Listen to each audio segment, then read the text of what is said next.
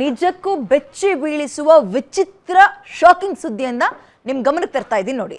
ಮಧ್ಯಪ್ರದೇಶದ ರಾಜ್ಯದಲ್ಲಿ ಕುಖ್ಯಾತ ವಿಶ್ವವಿದ್ಯಾಲಯ ಒಂದಿದೆ. ಇಲ್ಲಿ ನೀವು ಡಿಗ್ರಿ ಪಡ್ಕೊಬಿಟ್ರೆ ಸಾಕು, ಕ್ರಿಮಿನಲ್ಗಳಾಗ್ತೀರಾ. ಇಲ್ಲಿ ನೀವು ಡಿಗ್ರಿ ತಗೊಂಡ್ರೆ ಕ್ರಿಮಿನಲ್ಗಳಾಗೋದು ಗ್ಯಾರಂಟಿ. ಈ ವಿಶ್ವವಿದ್ಯಾಲಯದಲ್ಲಿ ಪಾಠ ಕಲಿಯೋಕೆ ನೀವು 2 ಲಕ್ಷ ರೂಪಾಯಿ ಕೊಡ್ಬೇಕು. ನಿಮಗೆ ಸ್ವಲ್ಪ ಇದೇನಪ್ಪ ಹಿಂಗೆ ಹೇಳ್ತಾ ಇದ್ದಾರೆ ಅಂತ ಅನ್ನಿಸ್ಬೋದು. ಕಂಪ್ಲೀಟ್ ಆಗಿ ನೋಡ್ತಾ ಹೋಗಿ, ನಿಮ್ಗೆ ಅರ್ಥ ಆಗ್ತಾ ಹೋಗುತ್ತೆ. ಬಹುಶಃ ನಿಮ್ಮ ಲೈಫ್ ನಲ್ಲೇ ನೀವು ಇಂಥ ಸ್ಟೋರಿಯನ್ನ ಕೇಳಿರಲ್ಲ.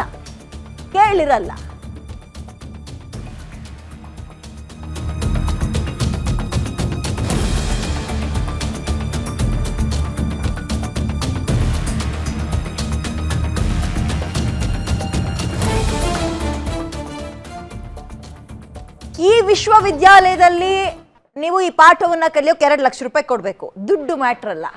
ಕಲ್ತ್ಕೊಂಡು ಹೊರಗೆ ಬಂದ ಮೇಲೆ ಎಂಥ ಜಾಣರನ್ನಾಗಿ ನಿಮ್ಮನ್ನ ಈ ಯೂನಿವರ್ಸಿಟಿ ಮಾಡುತ್ತೆ ಅಂದ್ರೆ ಹೇಳ್ತಾ ಹೋಗ್ತೀನಿ ಕೇಳಿ. ಕಳ್ಳತನ, ಪಿಕ್ ಪಾಕೆಟ್, ದರೋಡೆ ಇಂಥವುಗಳನ್ನ ಹೆಂಗ ಮಾಡೋದು ಅಂತ ಈ ಯೂನಿವರ್ಸಿಟಿ ಕಲಿಸುತ್ತಂತೆ. ಇಲ್ಲಿ ಕಳ್ಳತನದ ಪಾಠ ಕಲಿಯೋಕೆ 2 ಲಕ್ಷ ರೂಪಾಯಿ ಫೀಸ್ ಇಟ್ಟಿರ್ತಾರೆ.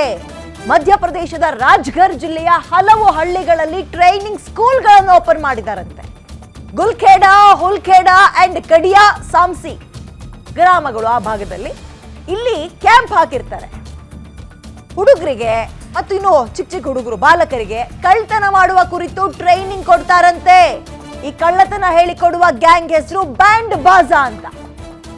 ನಿಮಗೆ ಕೇಳಲಿಕ್ಕೆ ಸ್ವಲ್ಪ ಆಶ್ಚರ್ಯ ಅನ್ನಿಸ್ತಾ ಇರ್ಬೋದು. ಅಂಡ್ ನಾವು ಇದನ್ನ ವೈಭವೀಕರಿಸಿ ಹೇಳ್ತಾ ಇಲ್ಲ, ಅಲ್ಲಿ ಏನಿದೆ ಅದನ್ನ ಹೇಳ್ತಾ ಇದೀವಿ. ಹೇಳಲಿಕ್ಕೆ ನಿಜವಾಗ್ಲೂ ಆಶ್ಚರ್ಯ ಅನ್ಸುತ್ತೆ, ಹೆಂಗೂ ಇರುತ್ತಾ ಅಂತ. ಮಾಲ್ ಸಮೇತ, ಅಂದ್ರೆ ಮಾಲಿನ ಸಮೇತ ಏನಾದ್ರೂ ವಸ್ತು ಇರುತ್ತಲ್ಲ ಅದರ ಸಮೇತ ಎಸ್ಕೇಪ್ ಆಗೋದು ಹೆಂಗೆ ಅಂತಲೂ ಟ್ರೈನಿಂಗ್ ಕೊಡ್ತಾರಂತೆ. 17ಕ್ಕಿಂತಲೂ ಕಡಿಮೆ ವಯಸ್ಸಿನ ಮಕ್ಕಳಿಗೂ ಇಲ್ಲಿ ಟ್ರೈನಿಂಗ್ ಸಿಗುತ್ತಂತೆ. ಎಲ್ಲಾದ್ರೂ ಇಂಥ ಸುದ್ದಿನ ನೀವು ಕೇಳಿದ್ರಾ?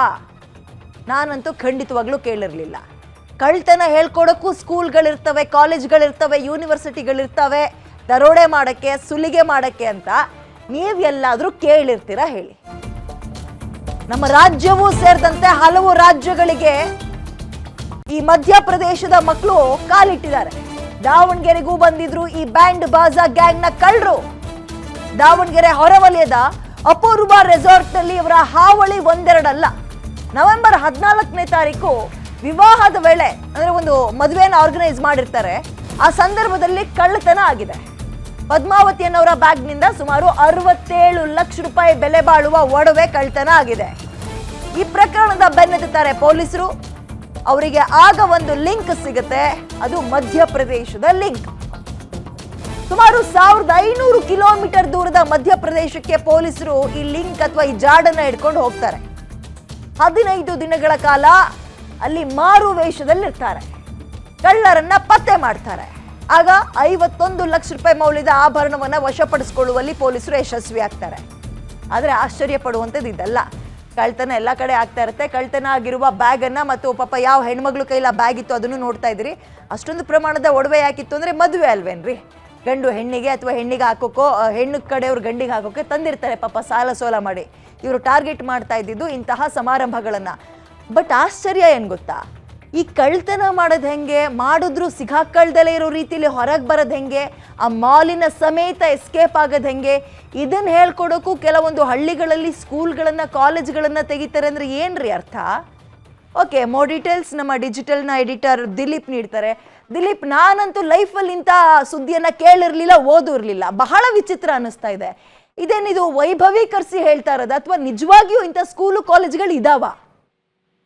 ವಿದ್ಯಾ, ಏನಂದ್ರೆ ಈ ಒಂದು ಪ್ರಕರಣ ಏನಿದೆ ಇದು ನಿಜಕ್ಕೂ ಆರಂಭದಲ್ಲಿ ಇದೊಂದು ಸಣ್ಣ ಕಳ್ಳತನ ಪ್ರಕರಣ ಅಂತ ದಾವಣಗೆರೆ ಪೊಲೀಸರು ಭಾವಿಸಿದ್ರು. ಆದ್ರೆ ಈ ಪ್ರಕರಣವನ್ನ ಬೆನ್ನತ್ತಿ ಹೋದಂತ ಸಂದರ್ಭದಲ್ಲಿ ಪೊಲೀಸರಿಗೆ ಒಂದು ಅತ್ಯಂತ ದೊಡ್ಡದಾದ, ಅಂದ್ರೆ ಇಂಟರ್ ಸ್ಟೇಟ್ ಜಾಲನೆ ಪೊಲೀಸರು ಪತ್ತೆ ಮಾಡಿದ್ದಾರೆ. ಮೊದಲಿಗೆ ಏನೊಂದು ನವೆಂಬರ್ 14ನೇ ತಾರೀಕು ದಾವಣಗೆರೆ ಹೊರವಲಯದಲ್ಲಿರುವಂತಹ ಅಪೂರ್ವ ರೆಸಾರ್ಟ್ ನಲ್ಲಿ ಒಂದು ವಿವಾಹ ಕಾರ್ಯಕ್ರಮದ ವೇಳೆ ಕಳ್ಳತನ ಆಗಿತ್ತು. ಮಹಿಳೆಯೊಬ್ಬರು ಪದ್ಮಾವತಿ ಅಂತ ಲೇಡಿ ಹೆಸರು, ಅವರ ಒಂದು ಬ್ಯಾಗ್ ಅಲ್ಲಿ ಇದ್ದಿದ್ದ 67 ಲಕ್ಷ ರೂಪಾಯಿ ಮೌಲ್ಯದ ಒಂದು ಒಡವೆಗಳನ್ನ ಕಳ್ಳತನ ಮಾಡಿದ್ರು. ಅವರು ಮದುವೆಗೋಸ್ಕರ ತಂದಿದ್ರು ಒಡವೆಯನ್ನ.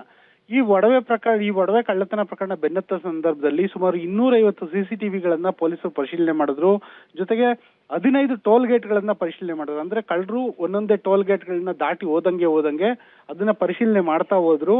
ಈ ಮೂಲಕ ಅವರು ಸುಮಾರು 1500 ಕಿಲೋಮೀಟರ್ ದೂರ ಪೊಲೀಸರು ತೆರಳಬೇಕಾಯ್ತು. ಆ ನಂತರ ಆ ಒಂದು ಗ್ರಾಮ ಏನಿದೆ, ಮಧ್ಯಪ್ರದೇಶದ ಒಂದು 4-5 ಗ್ರಾಮಗಳಿದ್ದಾವೆ, ಉಲ್ಖೇಡ ಮತ್ತೆ ಕಡಿಯಾ ಸಾನ್ಸಿ ಅಂತ.